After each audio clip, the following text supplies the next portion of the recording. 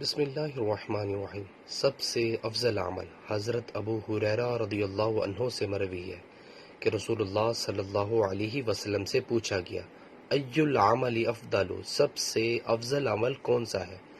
تو آپ صلی اللہ علیہ وسلم نے ارشاد فرمایا، اللہ اور اس کے رسول پر ایمان لانا۔ کہا گیا کہ اس کے بعد تو ارشاد ہوا، اللہ کی راہ میں جہاد کرنا۔ پھر پوچھا گیا کہ اس کے بعد؟ تو آپ صلی اللہ علیہ وسلم نے فرمایا، حج مقبول، مجلس میں شریک اور اٹھتے وقت سلام کرنا۔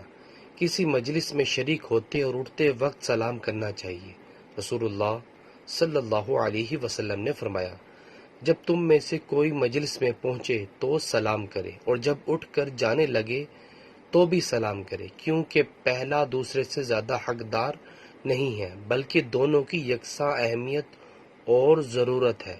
جیسے مجلس میں شریک ہوتے وقت سلام کرے، ایسے ہی مجلس سے رخصت ہوتے وقت بھی سب کو سلامتی کی دعا دیتا ہوا جائے۔ غسل کے وضو سے نماز پڑھنا۔ مسنون غسل کے بعد دوبارہ وضو کرنے کی ضرورت نہیں۔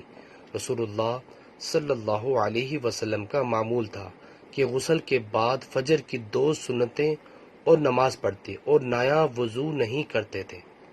نیچے والا موجود ہے۔ ویورز، اللہ تعالیٰ سے دعا ہے کہ اللہ تعالیٰ ہمیں بھی اپنی زندگی کو اسلام کے مطابق بسر کرنے کی توفیق عطا فرمائے، اور ہمیں اللہ تعالیٰ توفیق عطا فرمائے کہ ہم 5 وقت تکبیر اللہ سے نماز پڑھیں۔